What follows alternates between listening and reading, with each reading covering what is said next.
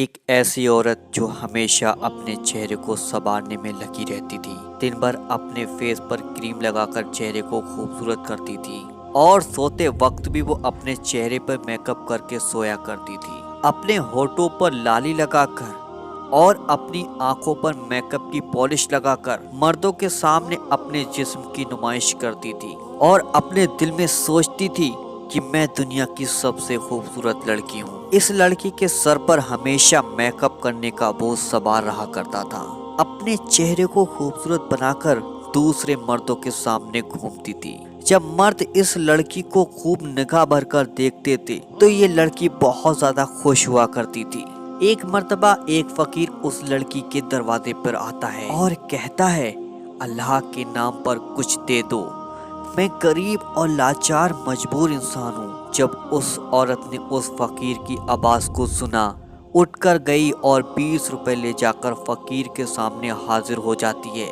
جب فقیر نے اس عورت کے چہرے کو دیکھ کر بے حیائی کو دیکھا تو فقیر نے کہا، مجھے تمہارے پیسے کی کوئی ضرورت نہیں ہے، میں اللہ کے واسطے تمہیں ایک مشورہ دیتا ہوں کہ پردے کی حالت میں رہا کرو اور اتنا میک اپ کر کے اجنبی مردوں کے سامنے مت نکلا کرو۔ اتنی بات سن کر وہ عورت غصے میں آ گئی اور کہا، تم ایک گھٹیا فقیر ہو، تم مجھے مشورہ دینے آئے ہو، یہاں سے فوراً چلے جاؤ۔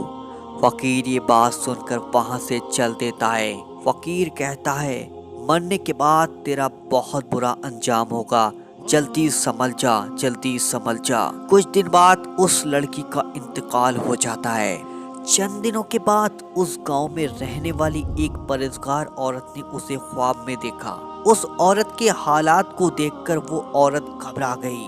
جب صبح ہوئی تو اس نیک عورت نے لوگوں کے سامنے یہ بات رکھی، میں نے فلاں عورت کو اپنے خواب میں دیکھا، جو عورت بے پردہ رہا کرتی ہے اور میک اپ لگا کر لوگوں کے سامنے جایا کرتی تھی۔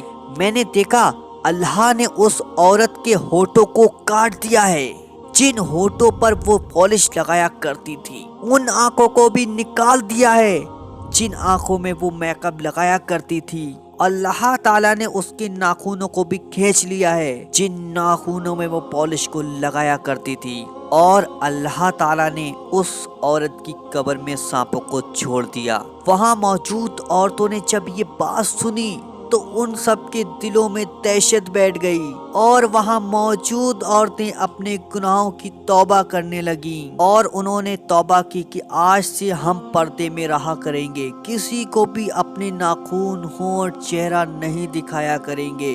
تو میں اس ویڈیو کے ذریعے سے اپنی ماں بہنوں کو کہنا چاہتا ہوں کہ پردے میں رہا کرو، پردے سے باہر مت نکلا کرو، کسی غیر مرد کو اپنا جسم مت دکھایا کرو۔ اگر آپ کو بھی کچھ سمجھ میں آیا ہے، اگر آپ چاہتے کہ اس ویڈیو سے ہماری ماں بہنیں سدھر جائیں تو ان تک اس ویڈیو کو ضرور شیئر کیجیے گا۔ یو پی مسلم چینل پہ پہلی بار آئے تو یو پی مسلم چینل کی ویڈیو دیکھنے کے لیے سبسکرائب ضرور کیجیے گا۔ چلیے دوستو، ملتے ایک نئی ویڈیو کے ساتھ، جب تک کے لیے اللہ حافظ۔